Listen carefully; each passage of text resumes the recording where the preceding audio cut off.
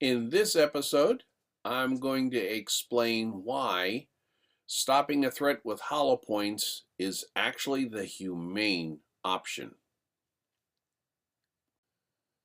Welcome to the Armed Citizen channel, where you and I will discuss the finer and mostly undiscussed points of being an armed citizen.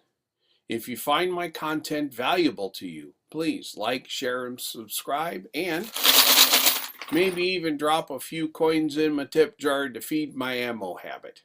Let's get on with it. All right, everybody, welcome back. Today we're going to talk about bullet performance. And there is, back in the early parts and for decades of the 1900s, the police used what's known as the Smith & Wesson Model 12 handgun. This handgun got to be known as the Widowmaker, not because it ended the lives of so many criminals, but it ended the lives of the officers wielding them were ended.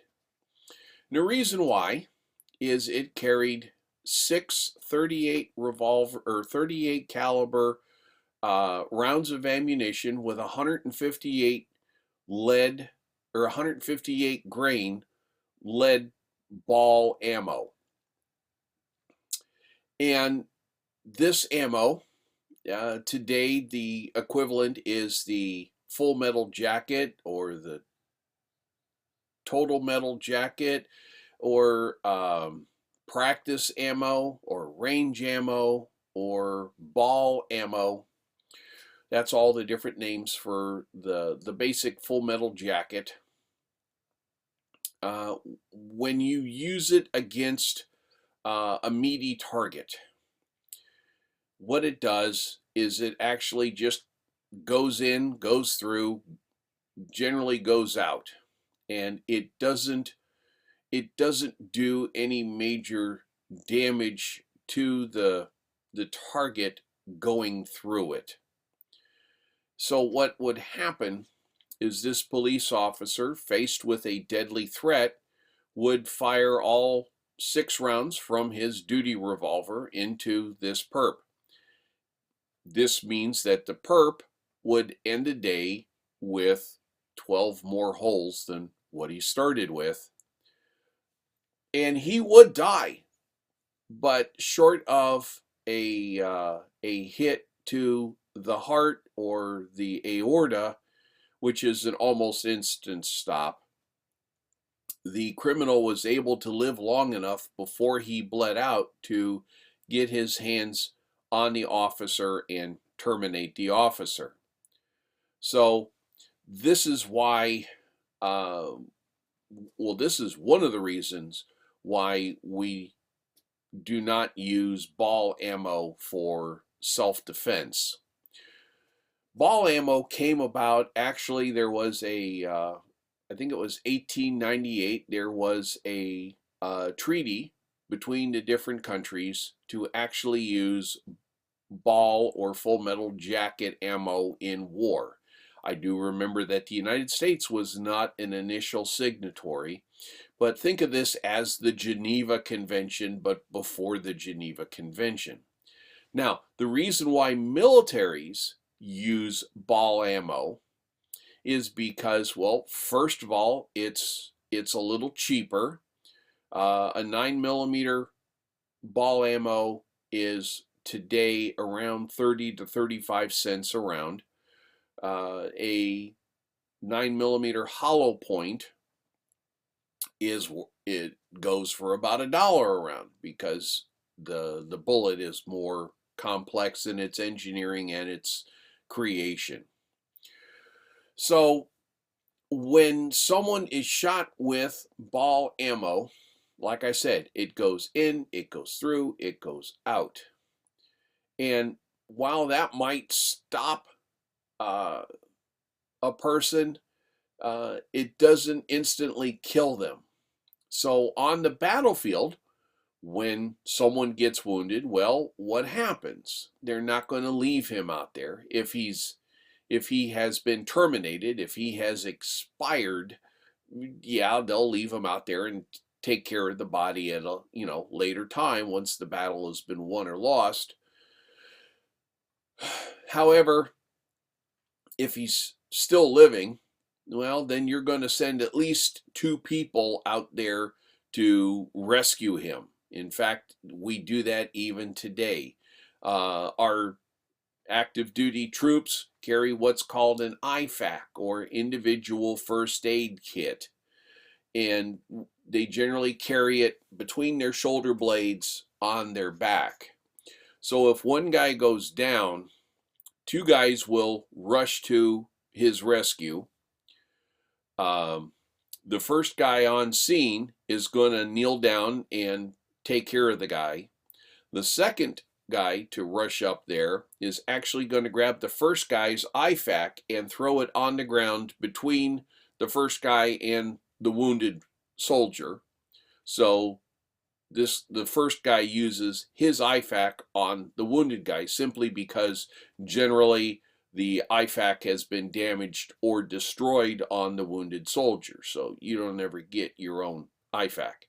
The second guy out there to help is going to keep his eyes and rifle up to take care of any threats while the guy gets his initial treatment, and then both of them are going to drag the wounded soldier out of harm's way. But this takes 3 guys out of the fight for 1 bullet. You have the wounded and you have 2, which is also, they're going to have to, someone is going to have to take him back to an aid station where there is more advanced life-saving equipment. So that's what happens when you use ball ammo. The second type of ammo we have is what's called hollow point, or self-defense ammo, or carry ammo. And this actually has a little hollow point. And if you look at it, it's got little markings on it. And the reason for this is when it hits a meaty target, it will actually expand like a flower. And you have to think about it, you got a kid going down a slide. What happens if he spreads his legs out and, up against the sides, he stops halfway down? Well, that's the purpose of the hollow point opening, is it will actually grab onto, I guess, and transfer all of its kinetic energy into the target. Now, this does 2 things. First of all, this creates what's called a wound cavity, actually a pocket of air will open up and then collapse again. But it also provides a shock to the nervous system. Remember, the nervous system goes from the brain all the way out to everything on the body, and it's all a series of nerves that transmit chemical impulses. And getting shot with one of these, getting that temporary cavity, is what disrupts that. So you can drop a guy, you can drop a threat with 1 or 2 of these placed in the central chest cavity, which is where every competent shooter is taught where to shoot. You shoot for the center of mass. You don't try to shoot a gun out of the guy's hand. You don't aim for the head. You go for your highest percentage shot. So you're disrupting organ function. You are disrupting the nervous system. This will stop the threat faster than just making lots of holes in them that he will bleed out with in 5 or 10 minutes. Because of this and the advances in advanced medical care, because really, no one is more than a few minutes away from a trauma center that has experience with treating gunshot wounds. The chance of you surviving being shot is actually about 90%. The majority of the 10% that do not make it to a trauma center, well, they were probably hit in the thinking area.